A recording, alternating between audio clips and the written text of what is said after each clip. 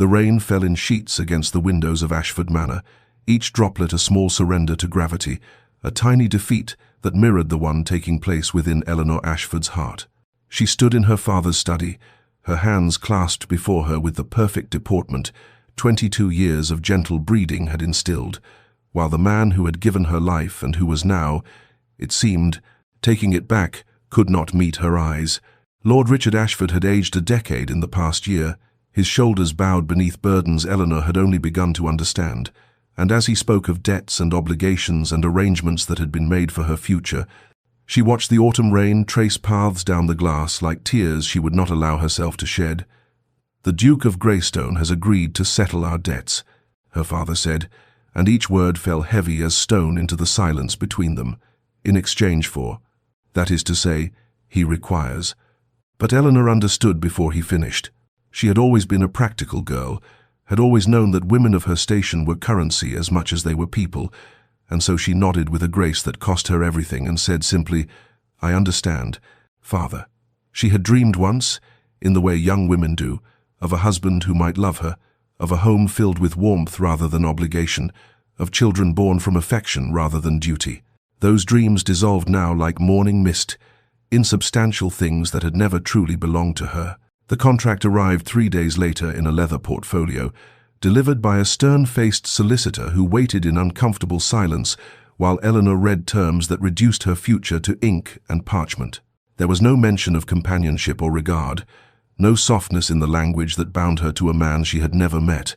The Duke of Greystone required an heir and a hostess. She would provide both. In return, her family would be saved from ruin.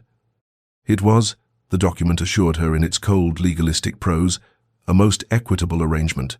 Eleanor signed her name in careful script, each letter a small death of hope, and as she set down the pen, she caught her reflection in the window, a pale girl with dark eyes that held too much understanding, too much resignation. Outside, the rain continued its relentless fall, and Eleanor thought that perhaps this was fitting, that her wedding should be preceded by such morning skies. She was to be a duchess, her father said with forced brightness. She was to have every material comfort.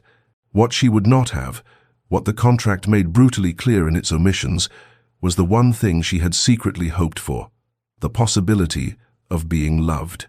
But before our lover's fate is revealed, subscribe so you never miss a chapter of romance and scandal. Now, let's begin. The wedding day dawned grey and sullen, as though the heavens themselves disapproved of the union about to take place beneath them. Greystone Cathedral rose from the moorland like a rebuke, all dark stone and narrow windows that seemed to admit light only grudgingly, and as Eleanor's carriage approached through the mist, she thought it looked less like a place of holy celebration and more like a beautiful tomb. The attendance was sparse, a necessity of discretion, she supposed, for what family wished to broadcast that their daughter had been sold to settle debts? Her father sat beside her in the carriage, his hand trembling as he patted hers with a reassurance neither of them believed, and when they entered the cathedral, Eleanor counted perhaps 20 souls scattered among pews that could hold hundreds, their faces curious and pitying in equal measure. And then she saw him. Duke Adrian Thornwell stood at the altar, with the rigid posture of a man facing execution rather than matrimony, and Eleanor's breath caught despite everything, despite all her resigned practicality, because he was beautiful in the way that winter itself is beautiful, all sharp lines and cold perfection. His dark hair was immaculately groomed, his features aristocratic and severe, his tall frame clothed in formal attire that spoke of wealth and taste and utter indifference to the woman walking toward him. He did not smile as she approached, he did not soften, he simply watched her progress down the aisle with eyes the color of storm clouds, and Eleanor felt herself being measured and catalogued, and found adequate for his purposes nothing more. The ceremony unfolded with mechanical precision, each word spoken by the priest falling into the vast emptiness of the cathedral like stones into a well. Eleanor made her vows in a voice that did not shake, though her hands trembled as Adrian slipped the ring onto her finger with the impersonal efficiency of a man completing a transaction. His own vows were delivered in a deep voice devoid of warmth, and when the priest pronounced them man and wife, Adrian did not kiss her. He merely offered his arm, a gesture of form rather than affection, and led her back down the aisle toward the doors and the grey day beyond. It was as they stood in the cathedral vestibule, preparing for the journey to Greystone Hall, that he spoke his first direct words to her. "We should establish an understanding, Lady Eleanor," he said, and the title that should have been replaced by some endearment remained coldly formal. "This marriage is a business arrangement. You will have every material comfort, every courtesy due your position, but you must not." And here his eyes met hers with brutal honesty. "Expect love from this marriage. I cannot give what I do not possess." Eleanor felt something crack inside her chest. Some small, stubborn hope she had not known she still harbored, but she merely inclined her head with the dignity her mother had taught her and said, "I understand, Your Grace."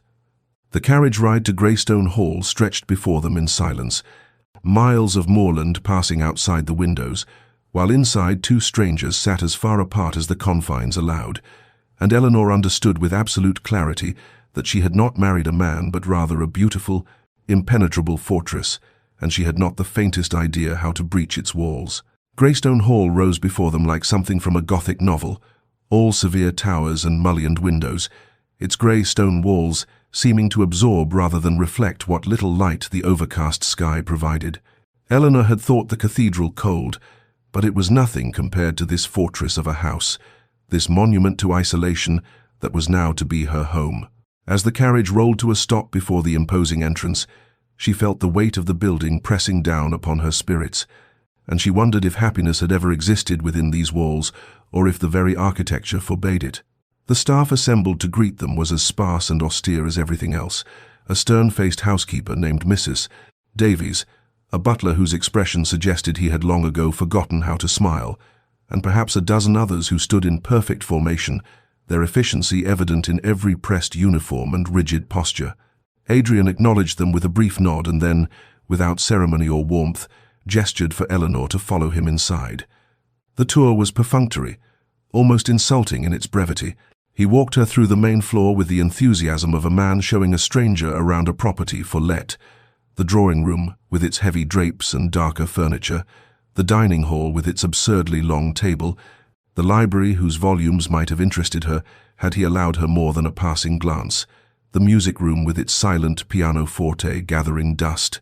His commentary was minimal. "This is the East Wing, the portrait gallery. My study, which is private," and with each clipped phrase, Eleanor felt herself being assigned her place in this household, which was to say, no place at all.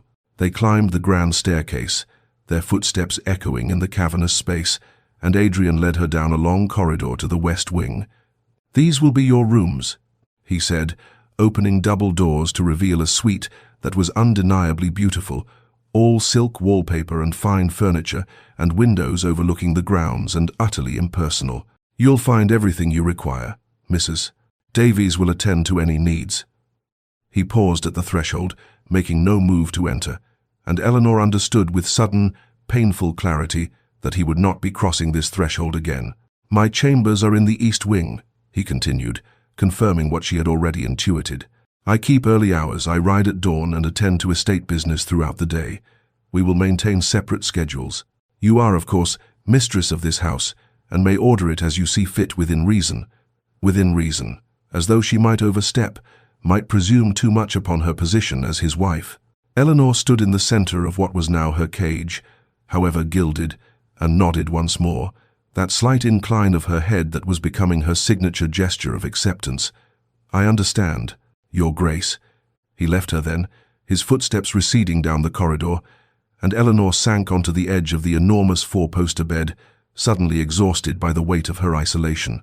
That evening, she dressed for dinner in one of her finest gowns, a futile gesture of dignity, and descended to the dining hall to find Adrian already seated at the head of the table, the very distant head, with what seemed like miles of polished mahogany stretching between them. They ate in silence, the scrape of silver against china, the only sound in that vast room, and Eleanor understood that this was to be her life, beautiful, comfortable, and utterly, devastatingly alone. Weeks passed in a strange, suspended existence where Eleanor found herself living as a ghost in her own home. Adrian kept to his word with almost military precision. He was gone before she woke, though evidence of his presence lingered in the breakfast room. A half-empty coffee cup, a newspaper folded to the financial pages, the faint scent of his cologne in the air. She would take her solitary breakfast and listen to the silence of the vast house, a silence so complete it seemed to have weight and texture, and she would wonder if it were possible to be married and yet more alone than she had ever been in her unmarried life. The manor itself became both her companion and her prison, as she explored its countless rooms with the dedication of someone who had nothing else to occupy her time. She discovered beauty in unexpected places, a conservatory where winter light filtered through glass panes to illuminate exotic plants someone had once cared for, a music room where dust motes danced in shafts of pale sun, and corridors lined with portraits of Thornwell's past, who stared down at her with expressions ranging from stern disapproval to vague melancholy. Everything was exquisitely maintained, perfectly appointed, and utterly devoid of warmth, as though the house itself had absorbed its master's emotional temperature and reflected it back in polished marble and cold stone. The library became her refuge, a vast room with floor-to-ceiling shelves that held what must have been thousands of volumes. Eleanor would spend entire afternoons there, curled in a window seat with whatever book had caught her interest, losing herself in other lives and other worlds, because her own seemed too small and too large, all at once, too small in its emotional scope, too large in its echoing emptiness. She noticed the books were well loved, their spines cracked with reading, and she wondered who had loved them before her, whose hands had turned these pages, whose heart had sought escape in these same stories. From the library windows, she could see the gardens, or what had once been gardens, now overgrown and wild, though even in their neglect they held a melancholic beauty that called to something in her spirit. Occasionally, so rarely it seemed almost accidental, she would encounter Adrian in the corridors. These meetings followed an invariable pattern. He would pause, incline his head with perfect courtesy, and murmur, "Lady Eleanor," in that formal tone that kept her at a distance more effectively than any locked door, and continue on his way. She learned to read the subtle signs of his passage through the house, the sound of his study door closing, the murmur of his voice discussing estate matters with his steward, the sight of him through windows riding across the moor on his black stallion, always away, always departing. She wrote letters home, carefully cheerful missives to her father that described the beauty of the manor and the generosity of her husband's provision, lies of omission that cost her more than truth would have. The letters went unanswered. She understood her father's shame was too great, his relief at her sacrifice too profound.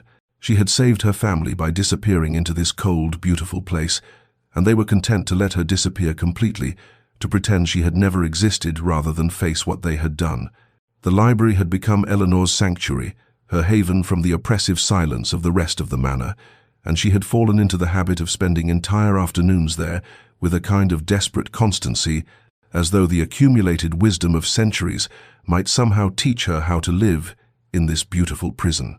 She was deep in a volume of romantic poetry, Wordsworth's Meditations on Solitude speaking to her own isolation, when the door opened and Adrian entered with the purposeful stride of someone who had forgotten anyone else might occupy the space.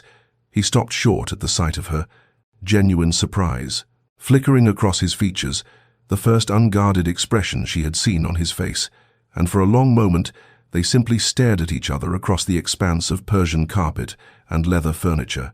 "Lady Eleanor," he said at last, and she heard something in his voice that might have been discomfort, as though her presence here was an intrusion he had not anticipated.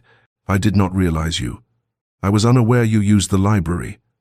Eleanor closed her book, marking her place with one finger, and rose with the careful grace that had become her armor against his coldness.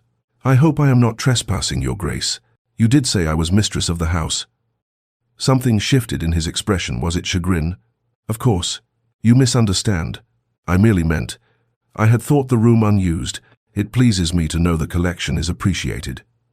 He moved toward the shelves with what seemed like reluctance, or perhaps it was hesitation, and Eleanor noticed for the first time how his hand trailed along the spines of books as though greeting old friends. "You have an extraordinary collection," Eleanor ventured, emboldened by what might have been the first civil exchange they had managed since their wedding day. "I have never seen its equal outside of London." Adrian's hand paused on a volume of Shakespeare, and his voice when he spoke held a quality she had not heard before, something softer, something almost human. "My mother collected them. She was a great reader, spent hours in this room. After He stopped abruptly, as though he had revealed too much, and his hand dropped from the shelf. She had excellent taste. The past tense hung heavy between them, and Eleanor understood that she was glimpsing something he had not meant to show her: a wound, a loss, a piece of the man beneath the ice. She must have been a remarkable woman, Eleanor said gently, to have assembled such a collection, to have loved literature so deeply. For a moment, just a breath, just a heartbeat, Adrian's eyes met hers, and she saw something in them that was neither cold nor distant, but rather infinitely sad, infinitely weary. She was, he said quietly. Then, as though suddenly aware of the intimacy of the moment, the crack in his carefully constructed walls, he straightened, and his expression shuttered closed once more. "I came for a volume on estate management. I will not disturb you further." He retrieved his book with swift efficiency and was gone before Eleanor could respond, the door closing behind him with a soft finality that somehow felt like a door slamming. But Eleanor sank back into her chair with her heart beating faster than it had in weeks, because she had seen it, that flicker of something real beneath his coldness, that glimpse of a man who felt and hurt and remembered. He was not made of stone, after all, and that knowledge, dangerous though it might be, bloomed in her chest like hope. The library encounter, brief though it had been, changed something fundamental in Eleanor's perception of her husband. She found herself watching for him now, not with hope exactly, she had learned better than that, but with a growing curiosity that proved more dangerous than hope had ever been. She began to notice the patterns of his days, the rhythms of a life that ran parallel to hers without ever truly intersecting, and in those observations she discovered contradictions that fascinated and confused her in equal measure. He rode at dawn without fail, and Eleanor took to waking early simply to watch from her window as he departed across the moor, his figure dark against the pale morning sky. There was something almost desperate in the way he rode, as though he were trying to outrun something that followed him always, and she wondered what demons chased a man who seemed to have everything. He would return an hour later, his horse lathered and his own face flushed with exertion, and she would see him at the stables, gentling the animal with hands that were surprisingly tender, speaking to it in low tones that carried a warmth entirely absent from his voice when he addressed her. One morning, Eleanor was walking the corridors when she heard Adrian's voice coming from the servants' quarters, an area she had learned was considered his domain rather than hers. She paused, hidden by the turn of the corridor, and listened as he spoke with old Mr. Henderson, the head gardener who had served the family for 40 years, and whose hands now trembled with age. Adrian's voice was gentle, concerned, asking after the man's health and his daughter's children, insisting he take more rest and leave the heavy work to younger hands. There was genuine affection in his tone, real care, and Eleanor felt something twist in her chest, because this was the voice of a man capable of warmth, of connection, of kindness, none of which he had ever extended to her. She saw it again in the way he dealt with Mrs. Davies, listening patiently to the housekeeper's concerns about the aging roof and the need for repairs, his attention focused and respectful. She observed him with his steward, discussing tenant concerns with what appeared to be genuine interest in their welfare. He was not, she realized with growing confusion, a cruel man. He was not even, by nature, a cold man. He was simply cold to her, specifically and deliberately cold to her, and that hurt worse than if his coldness had been universal. Eleanor spent long hours in the library, no longer reading but staring out at the gardens and trying to understand the puzzle of Adrian Thornwell. What had made him this way? What had carved out the warmth from his heart and left only this shell that functioned beautifully in every capacity except the one that mattered to her? The lost mother, mentioned so briefly, was surely part of it, but Eleanor sensed there was more, some deeper wound that had taught him to lock away whatever capacity for love he possessed. Her curiosity became a kind of torment, because knowing he could be warm made his coldness toward her feel less like inability and more like choice, and she did not know which was worse. It began with a cough. Eleanor heard it through the heavy oak door of Adrian's study, as she passed one afternoon, a deep, racking sound that spoke of illness being stubbornly ignored. She paused, her hand halfway to her own door, and heard it again, followed by the shuffle of papers and the scratch of pen on parchment. He was working through it, of course. Men like Adrian Thornwell did not permit themselves the weakness of illness, did not allow something so mundane as physical suffering to interrupt the relentless machinery of duty and obligation. Eleanor stood in the corridor for a long moment, warring with herself. He had made it abundantly clear he wanted nothing from her, no softness, no care, no intrusion into the carefully partitioned life he maintained. To offer comfort would likely be rebuffed, and she had suffered enough small rejections to last a lifetime. Yet she found herself moving toward the kitchens anyway, found herself asking cook for honey and fresh ginger, found herself brewing tea with her own hands while the kitchen staff watched with barely concealed curiosity. She added herbs. Her mother had taught her thyme for the throat, chamomile for its soothing properties, and poured the steaming liquid into one of the house's finest china cups. The walk to Adrian's study felt longer than it should have, her heart beating with an anxiety she tried to dismiss as foolish. She knocked softly, waited, received no answer. The coughing had stopped, but she could hear the continued scratch of his pen. Eleanor made her decision quickly. Before courage could desert her, she opened the door just enough to slip inside, placed the tea on the corner of his massive desk where he could not fail to see it, and left without speaking, without waiting to see his reaction, without giving him the opportunity to refuse her small offering. She heard his pen pause as the door closed behind her, but nothing more. The next morning, walking past his study on some invented errand, Eleanor glanced through the half-open door and saw the cup sitting empty on a side table, waiting to be collected by the staff. He had not thanked her. He had not acknowledged the gesture in any way. But the cup was empty, and that somehow felt like enough. It became a pattern after that small, silent gestures that Eleanor offered without expectation of recognition or gratitude. She noticed when his study fire had burned low and arranged for it to be tended more frequently. She observed that he took his coffee black and strong in the mornings and ensured that cook prepared it precisely to that specification. When she saw him return from a particularly long ride in freezing rain, she had hot water sent to his chambers without being asked. Adrian never acknowledged these kindnesses verbally, never met her eyes with gratitude or even awareness. But Eleanor began to notice subtle changes. The study door, once firmly closed whenever he occupied it, now stood slightly ajar. And most significantly, most heart-racingly, he stopped avoiding the library during the hours she spent there. She would be reading, absorbed in her book, and would look up to find him entering, claiming a chair across the room with a volume of his own. They did not speak. They did not even acknowledge each other beyond the briefest nod. But they shared the space, and the silence between them felt somehow less hostile, less cold, as though some fragile understanding was being built in gestures too small for words.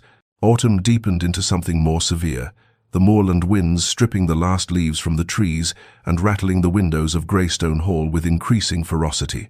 The house grew colder despite the fires kept burning in every room, and Eleanor found herself spending even more time in the library, where the fireplace was particularly large, and the walls of books seemed to hold warmth like a living thing. It was there, in that sanctuary of leather and paper and flickering firelight, that the distance between her and Adrian began to narrow by infinitesimal degrees. Their silent companionship became routine over the passing weeks. Eleanor would settle into her preferred window seat in the late afternoon, and within an hour Adrian would appear, taking the leather armchair near the fire with his own chosen volume. They existed in parallel, two readers sharing space but not words, and yet Eleanor felt his presence with an awareness that seemed to fill the room.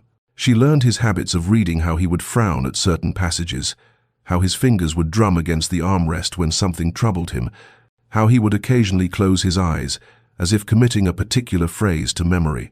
And sometimes, when she glanced up from her own page, she would catch him watching her over the top of his book, his storm-grey eyes holding an expression she could not quite decipher before he looked quickly away. The first words spoken between them in the library came on an evening when the wind howled particularly viciously outside, and the fire crackled with unusual intensity. Eleanor had gasped softly at a passage in her novel, and Adrian had looked up with what might have been concern. "Is something wrong?" he asked, and his voice in the quiet room startled her so much she nearly dropped her book. "No," she managed, recovering herself. "Merely an affecting passage. The heroine has just discovered a truth she had been seeking."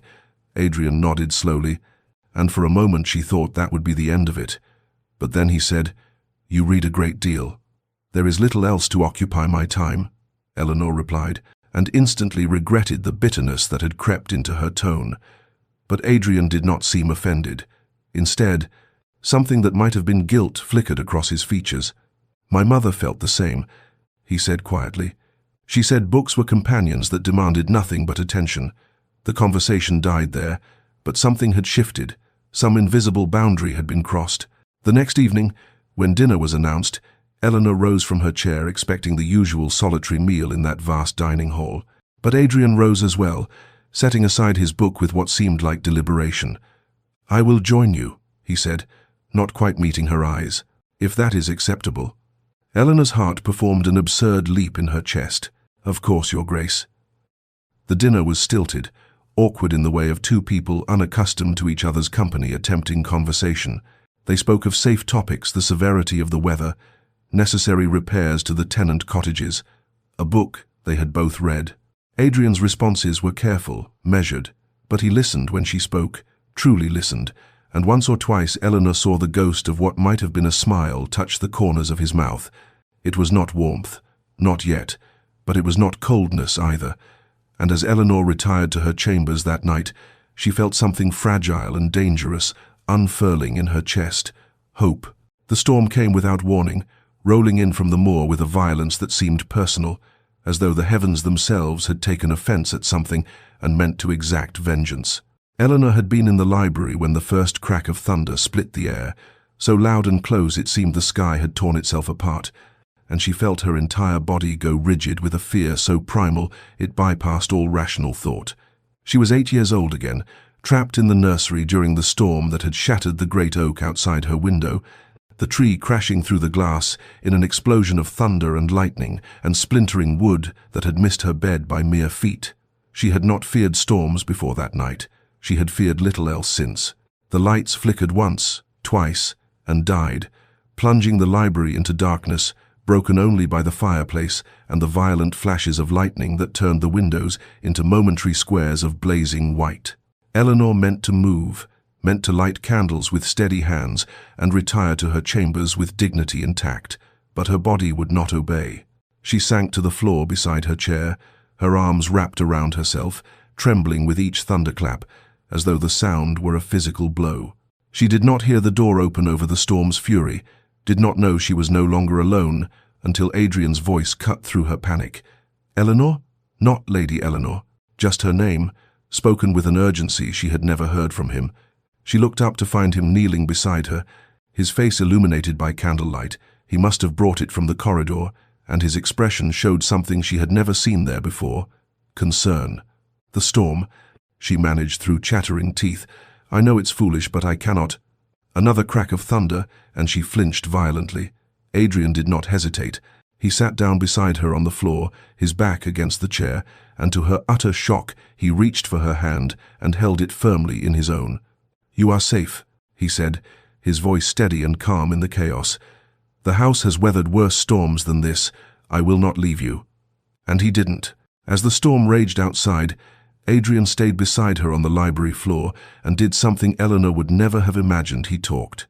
He told her stories, his voice low and soothing, painting pictures with words to distract her from the violence outside.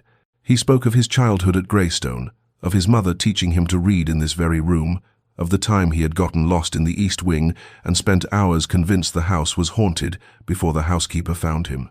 He told her about his horse, Tempest, who was terrified of butterflies but feared nothing else. He described the moor in spring when the heather bloomed, making the landscape purple as far as the eye could see. With each story, Eleanor felt her panic recede, replaced by something warmer, something that had nothing to do with the fire crackling in the hearth. This was the man he had been before, whatever had frozen his heart, this kind, gentle soul who sat on the floor, holding a terrified woman's hand and talked her through her demons. When the storm finally passed and the violence outside gave way to steady rain, Adrian helped her to her feet with a gentleness that brought tears to her eyes.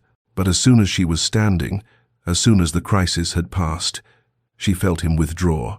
The walls went back up, the warmth leached from his expression, and he stepped back as though suddenly aware of the impropriety of what had transpired. "Good night, Lady Eleanor," he said formally, and was gone before she could thank him, leaving her alone with the guttering candles and the certainty that she had glimpsed something real, something true, and that nothing between them would ever be quite the same again. After the storm night, something irrevocable had shifted in the architecture of their marriage, and though Adrian had retreated behind his walls, the walls themselves seemed somehow more permeable, less absolute. Their library evenings became not merely routine but ritual, a sacred hour when the Duke and Duchess of Greystone existed not as strangers bound by contract, but as two readers who happened to share a space and, increasingly, their thoughts. The conversations began tentatively, a comment on a book, a question about an author, and observations that required only brief responses, but they grew like vines, slowly, persistently, until Eleanor found herself engaged in discussions that lasted an hour or more. They spoke of philosophy and poetry, of the ideas that moved them and the passages that had shaped their thinking. Adrian, she discovered, had a mind as sharp as it was careful, and he listened to her opinions with an attention that made her feel, for the first time since arriving at Greystone Hall, that she was more than merely decorative. One evening, as they discussed the management of the estate's tenant farms, Adrian did something that stole Eleanor's breath. He asked her opinion, not as a formality, not as a courtesy, but with genuine interest in what she thought. "The southern parcels need modernization," he said, unrolling a map across the library table. "But Henderson believes the tenants will resist change. What would you suggest?" Eleanor had grown up on an estate, had absorbed more about land management than most women were credited with understanding, and she found herself leaning over the map, pointing out considerations Adrian had not mentioned, suggesting approaches that balanced innovation with respect for tradition. He listened intently, his grey eyes focused on her face rather than the map, and when she finished, he nodded slowly. "That is excellent counsel," he said, and the simple acknowledgement warmed her more than any grand compliment could have. She began to notice other changes, small but significant. Adrian smiled occasionally, now not full smiles, not yet, but slight upward curves of his mouth that transformed his severe features into something approaching approachable. He would catch her eye when he found an amusing passage, sharing the joke silently before returning to his reading. He remembered details she mentioned: her preference for tea over coffee, her interest in botany, her birthday, which arrived without fanfare but with a first edition of a novel she had mentioned wanting. Dinners together became regular rather than exceptional, and the long table that had once emphasized their distance now felt absurdly large, so that one evening Adrian simply took the chair closest to hers rather than retreating to the far end. They spoke of the day's events, of books and politics, and the small observations that make up a life, and Eleanor found herself laughing at something he said, actually laughing, and seeing his expression soften with what might have been pleasure at the sound. The distance between them was narrowing by inches, by moments, by the accumulated weight of small kindnesses and growing comfort, and though Eleanor knew better than to mistake this for love, she could not help but feel that they were building something real, something that might, given time and patience, become the foundation for more than mere coexistence. Eleanor had been watching the gardens through the library windows for months, observing how, even in their neglect, they held a wild beauty that called to something in her soul. They had been magnificent once she could see the bones of their former glory in the overgrown hedges and choked flower beds, in the stone paths disappearing beneath weeds and the fountain long gone dry. One evening, gathering her courage as she and Adrian sat reading, she ventured the question that had been building in her heart. "Your Grace, I wonder if I might have your permission to restore the gardens. They were beautiful once, and I believe they could be again." The effect of her words was immediate and devastating. Adrian's book dropped to his lap, and his face went pale, then flushed, a succession of emotions crossing his features too quickly to catalogue. When he spoke, his voice was rough with something that sounded perilously close to pain. "Those were my mother's gardens. She designed them herself, spent every day tending them. After she died, I could not." He stopped, his jaw working as though the words cost him physically.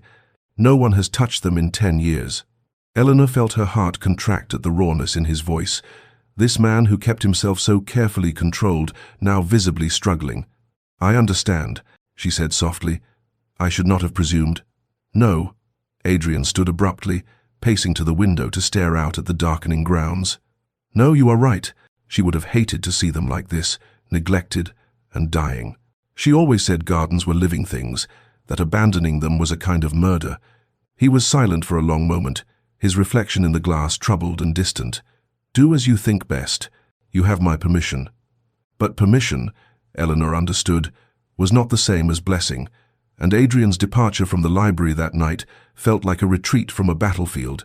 Nevertheless, she began the work the very next morning, dressed in her oldest gown, with her hands wrapped in gardening gloves that had once belonged to some previous mistress of the house. She worked methodically, clearing weeds and dead growth, uncovering the garden's structure like an archaeologist revealing buried treasure.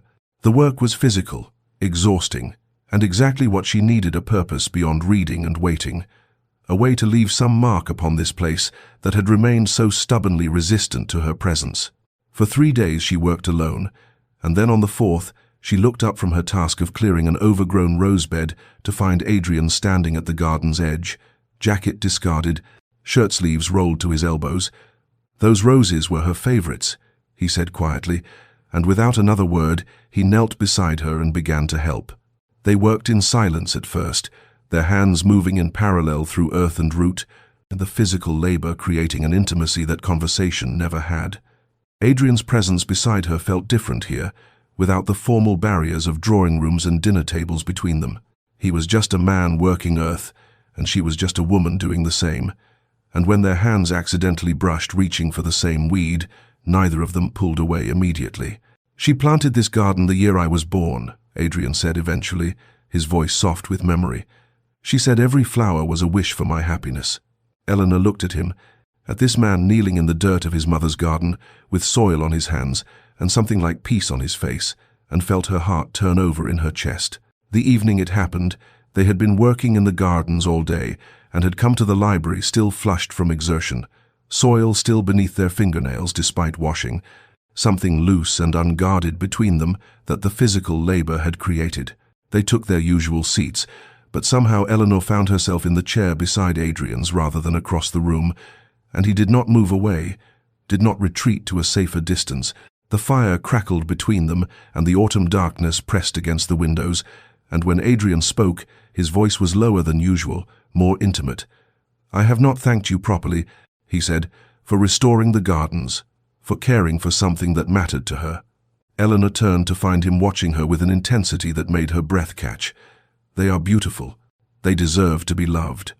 "As do most things," Adrian said quietly, and something in his tone suggested he was no longer speaking only of gardens. The conversation that followed was unlike any they had shared before, raw and real, and achingly honest. Adrian spoke of his mother's death when he was 17, how it had felt like the world had lost all color and warmth. Eleanor shared her own losses, the loneliness of growing up as an only child in a house more concerned with appearances than affection. They spoke of fear, his fear of caring too deeply, her fear of never being cared for at all, and with each confession, the space between them seemed to shrink until Eleanor could feel the warmth radiating from his body and could count the firelight reflections in his grey eyes. "I have been alone so long," Adrian said, his voice barely above a whisper, "that I had forgotten what it felt like to want something beyond mere survival." His hand moved toward hers where it rested on the arm of her chair, his fingers reaching, trembling slightly, and Eleanor's heart stopped beating as she watched the distance close between them, felt the moment stretching out with unbearable tension. She could see everything in his face, desire and fear, and something that looked desperately like longing, and she held perfectly still, and afraid that any movement might shatter whatever fragile thing was forming between them.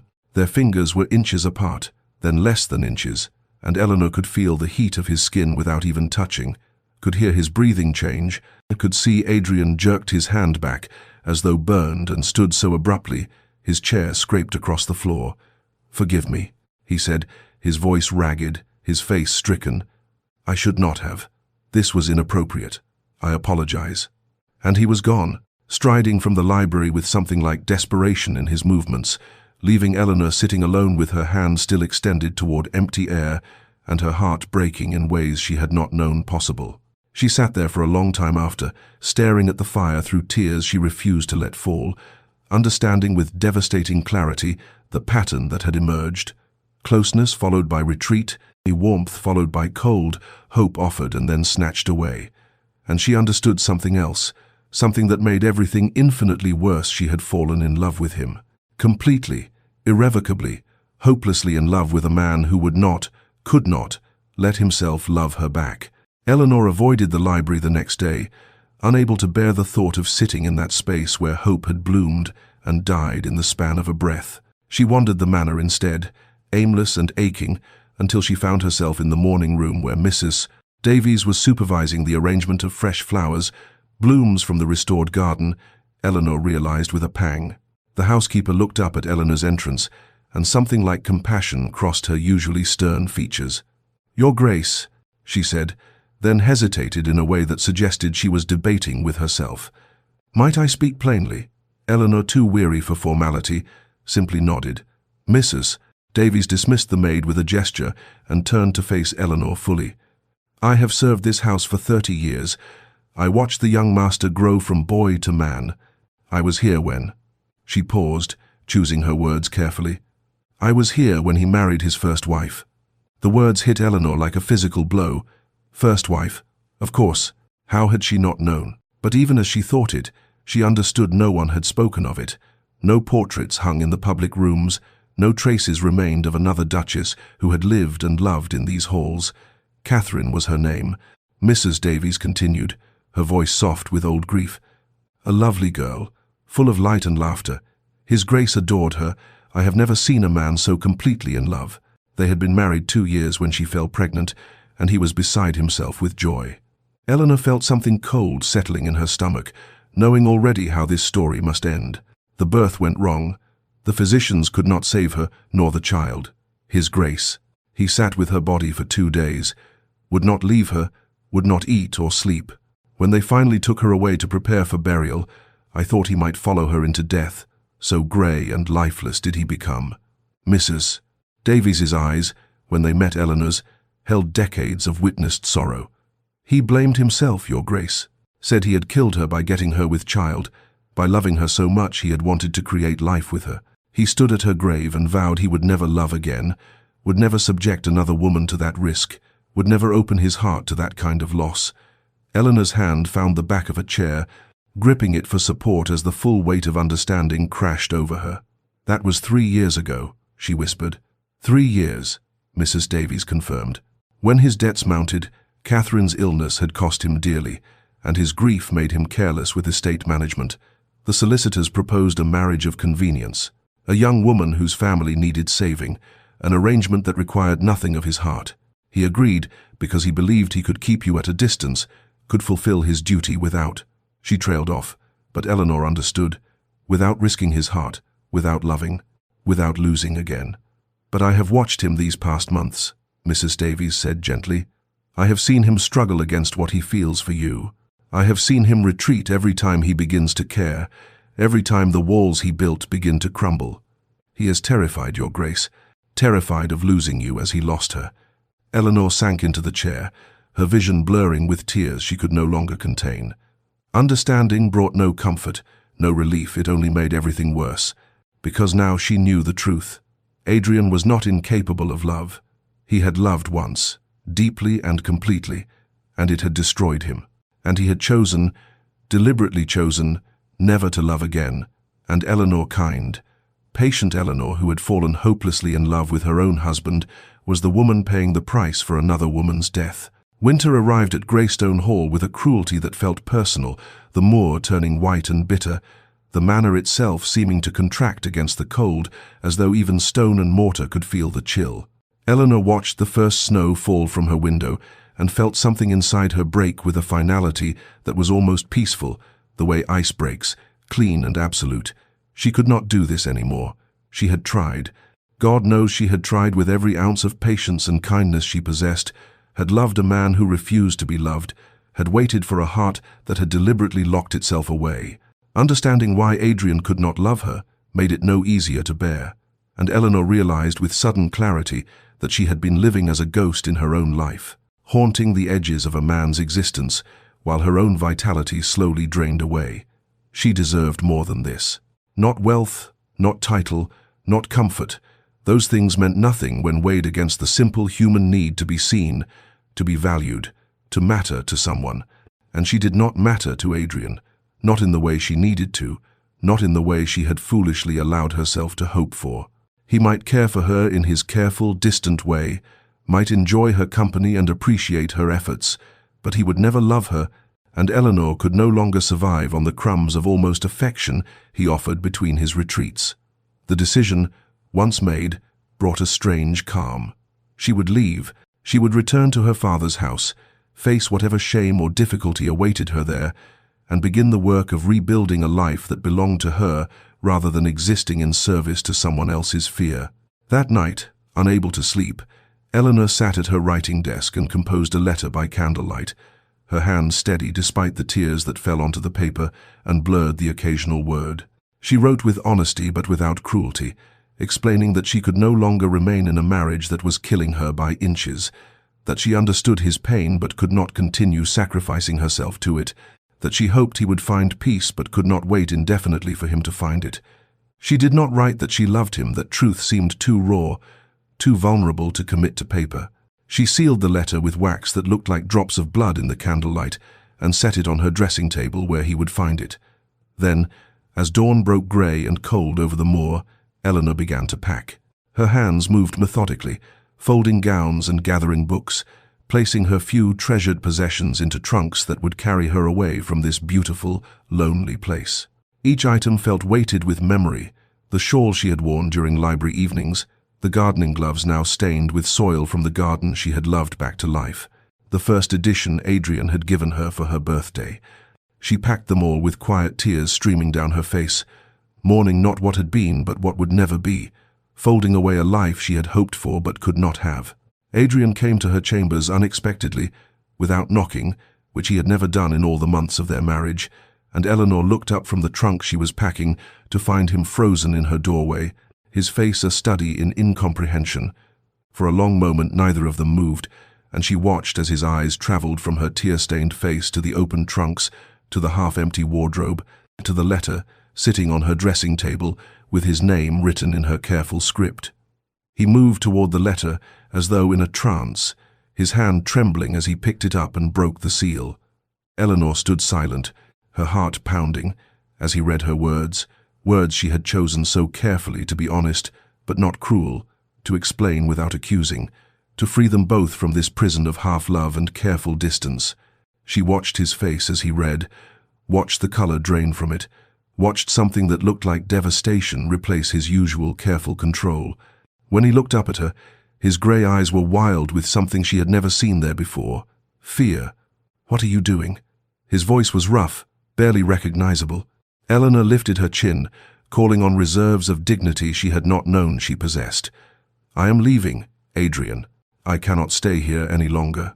She used his given name deliberately, a small rebellion, a claim to the intimacy he had always denied her.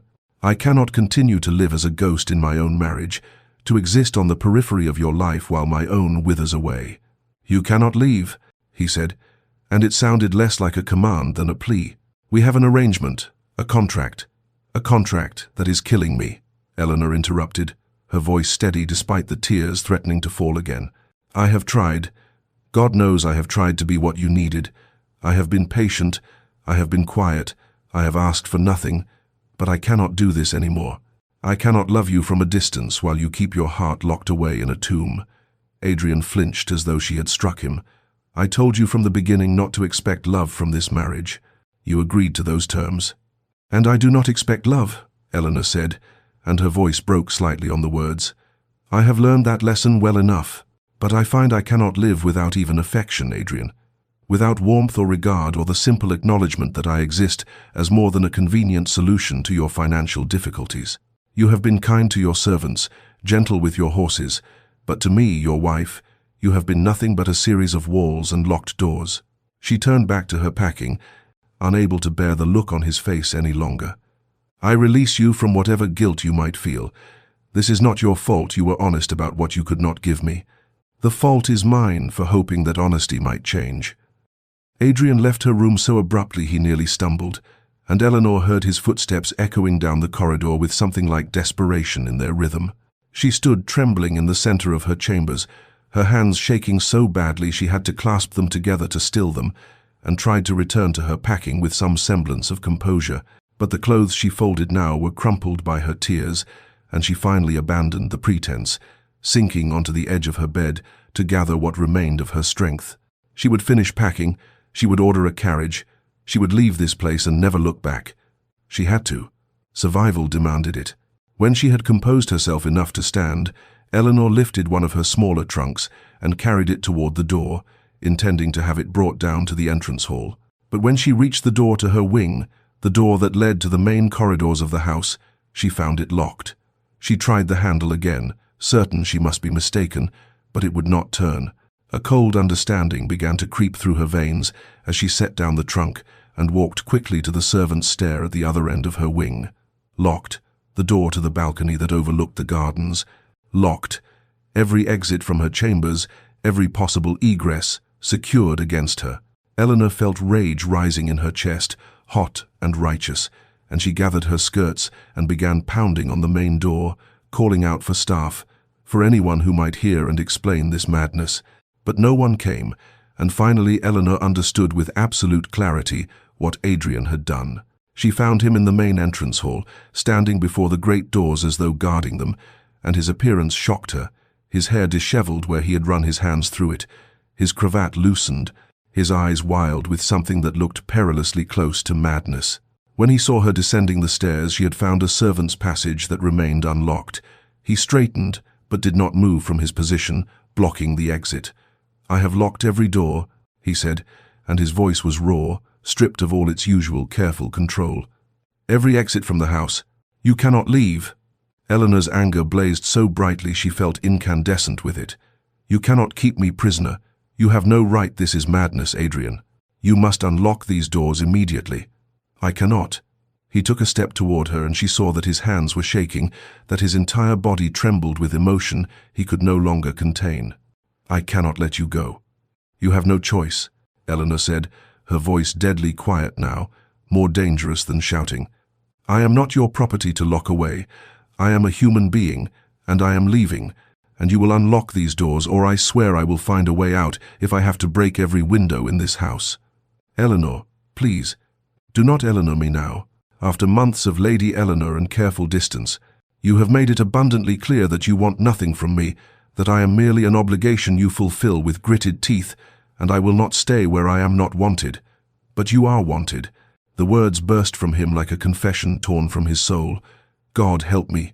You are wanted. You are needed. And I cannot let you walk out of my life when you have become the only light in it." Adrian's face crumpled, every carefully constructed wall collapsing at once, and Eleanor watched in stunned silence as this man who had been nothing but controlled composure for their entire marriage fell apart before her eyes. He sank onto the bottom step of the grand staircase as though his legs would no longer support him, his head in his hands, and when he spoke his voice was broken, raw with years of suppressed grief and fear. "Catherine died in my arms," he said, the name of his first wife falling between them like a stone into still water. "She bled to death while I held her and could do nothing to save her or our child. I loved her so completely that when she died, I thought I would die too. I wanted to die. And when I survived, when I woke each morning to find myself still breathing, I vowed I would never love again, would never give my heart so completely that losing it could destroy me." He looked up at her then, and his grey eyes were swimming with tears he made no attempt to hide.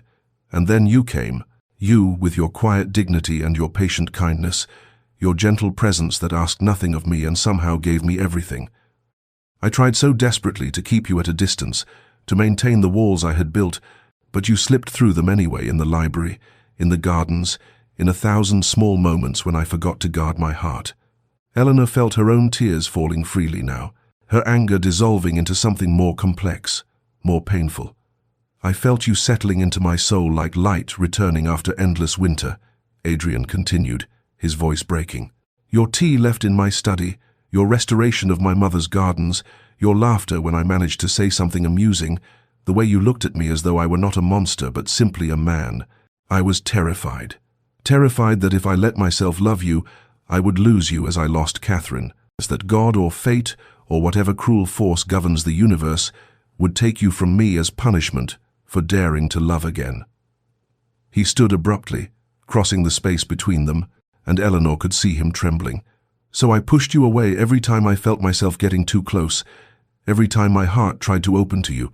I told myself I was protecting you, protecting us both, but I was wrong, so desperately, devastatingly wrong. Because pushing you away means losing you anyway, and I cannot." His voice broke completely. "I cannot survive losing you, Eleanor. I love you. God help me. I have loved you for months, perhaps from that night in the storm when you let me see your fear, perhaps from the first moment you looked at me with those dark eyes that saw straight through every defense I possessed." Eleanor's heart was breaking and mending all at once, shattering and reforming into something new. "Adrian," she whispered, and his name on her lips felt like a prayer. "I love you. I have loved you, even when it hurt, even when you retreated, even when I knew I should protect my heart but could not." He reached for her hands, gripping them as though she were the only thing anchoring him to earth. "Stay," he pleaded, and there was no pride left in him, only naked need and desperate hope. "Please stay. Let me spend the rest of my life proving I can be the husband you deserve, loving you the way you should have been loved from the beginning. I will unlock every door, tear down every wall. Just please, please do not leave me." Eleanor looked at this man before her, her husband, this stranger she had loved from a distance, now raw and vulnerable and offering her everything she had ever wanted, and felt the enormity of the moment settling over them both. She did not pull her hands from his, but neither did she immediately acquiesce, because she had learned in these months of loneliness that love without honesty was merely another form of isolation, and she would not trade one prison for another, however beautiful. "I will stay," she said, and watched hope blaze in his eyes before she continued, "but not as I have been living. I cannot return to silence and distance, Adrian. If we are to have a marriage, a real marriage, then we must learn to speak to each other about our fears, our pain, everything we have been holding back. You must let me in, truly in, not just when crisis forces your walls down, but every day, in every small moment." Adrian nodded, his grip on her hands tightening. "Yes, anything, everything, I swear it. And I must be able to trust that when you retreat, because old habits do not die easily, you will come back, that you will fight your fear instead of surrendering to it, that you will choose me, choose us, even when it terrifies you." "I will," he said, his voice fierce with promise. "I swear on everything I hold sacred, I will choose you every day for the rest of my life." He released her hands then and crossed to the great doors, producing a ring of keys from his pocket and unlocking them with hands that still trembled. Then he moved through the entrance hall, unlocking door after door, the literal manifestation of his metaphorical surrender, until every exit stood open to her, every choice returned. "You are free to leave," he said, returning to stand before her. "I will not hold you prisoner, but I am begging you to stay." Eleanor felt tears streaming down her face as she reached for him, and this time, when their hands met, there was no hesitation, no retreat. She stepped into his arms and felt them close around her, with a tenderness that stole her breath. And when he lowered his head to kiss her, their first true kiss, in their first moment of genuine intimacy, it felt like coming home after a lifetime of wandering. They held each other in that entrance hall as though they might never let go, and Eleanor felt years of loneliness dissolving in the warmth of his embrace, felt his heart beating against hers in a rhythm that promised this was real, this was beginning, this was theirs. They talked through that night, moving eventually to the library where their tentative friendship had first taken root, and there, by firelight, they finally gave each other the truth. Adrian spoke of his mother, of her death that had first taught him that love meant loss, and then of Catherine, not to compare but to honor, sharing memories of a love that had been real and beautiful and had ended in tragedy. He spoke of his guilt, the irrational but powerful belief that his love itself was dangerous, that he destroyed what he cherished. Eleanor listened and held his hand, and finally understood the depths of the wound she was asking him to heal. And she shared her own story, the loneliness of her childhood, her father's betrayal in selling her to save himself, the months of living as a ghost in this house, loving a man who would not love her back. They laid their pain between them like offerings, and in the sharing found that pain diminished, became bearable, became simply part of their story rather than the whole of it. Dawn broke grey and soft over the moor, and Adrian and Eleanor sat together watching the light return, their hands intertwined, their hearts finally, tentatively opened to each other, and the beginning of something real and true and hard-won, unfolding between them like the promise of spring after the longest winter. Spring arrived at Greystone Hall like a benediction, transforming the moor from its winter grey to a riot of colour that seemed to mirror the transformation within the house itself. The manor that had once felt like a beautiful mausoleum now rang with life windows thrown open to admit sweet air, fires burning cheerfully rather than merely functionally, and most remarkably, the sound of laughter echoing through corridors that had known only silence for too long. Eleanor stood in the gardens on a morning bright with possibility, her hands deep in earth as she planted new roses beside the ones they had restored together, and felt Adrian's arms encircle her waist from behind, his chin resting on her shoulder in the easy affection that had become their language. "Mrs. Davies will scold if she sees you've gotten soil on your dress again," he murmured against her ear, but there was laughter in his voice, no real concern. Eleanor leaned back into his embrace, glorying in the simple freedom to touch and be touched, to claim these small intimacies they had been denied for so long. "Then you shall defend me to her, as my husband ought. Always," he promised, and turned her in his arms to kiss her properly, thoroughly, in full view of anyone who might be watching, with none of the restraint or fear that had once governed every interaction between them.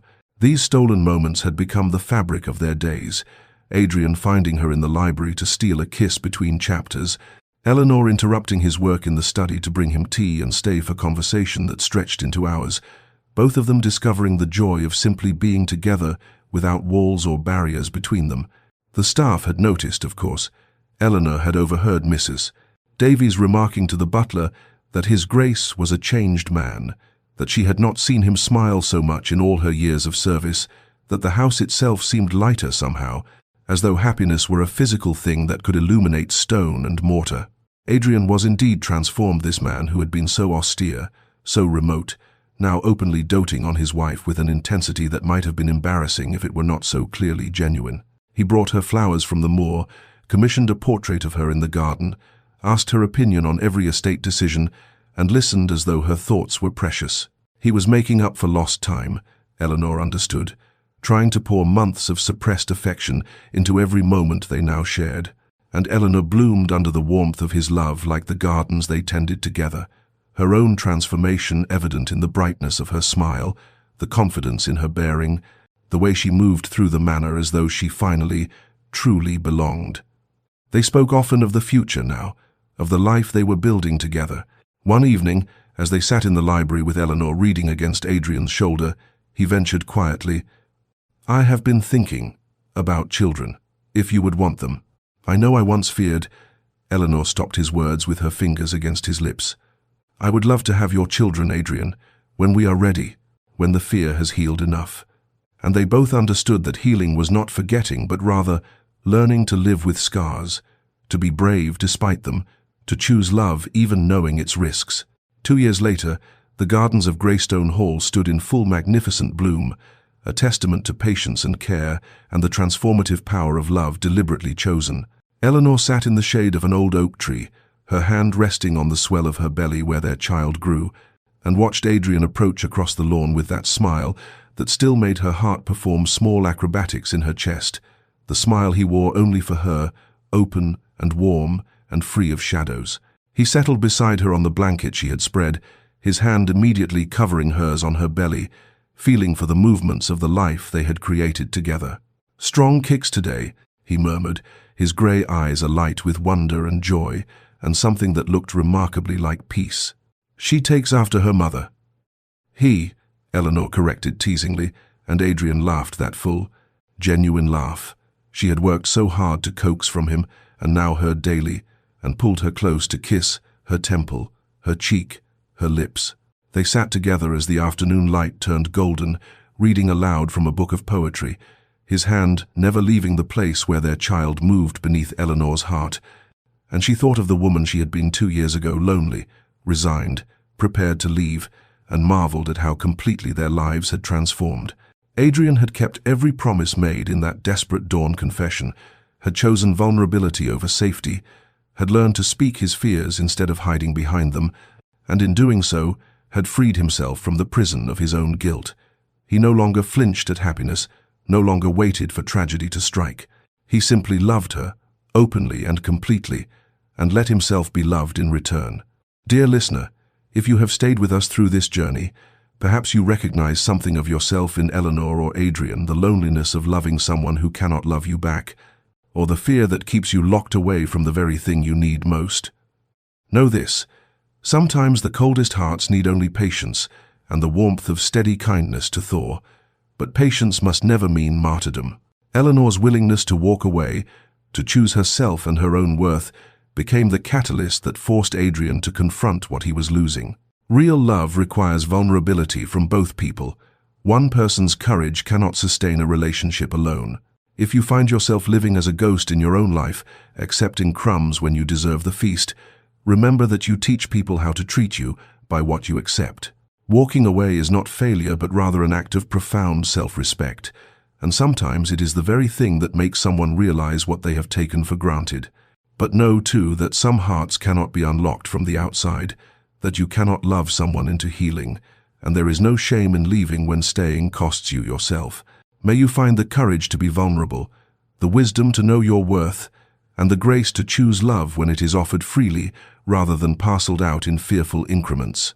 May you build gardens where once there was only wilderness, and may you know the peace of being loved exactly as you are. Rest well, dear listener, and may your own story find its happiness. This has been a tale from Sweetly Told Stories, where every ending reminds us that love, real love, is always worth the courage it demands.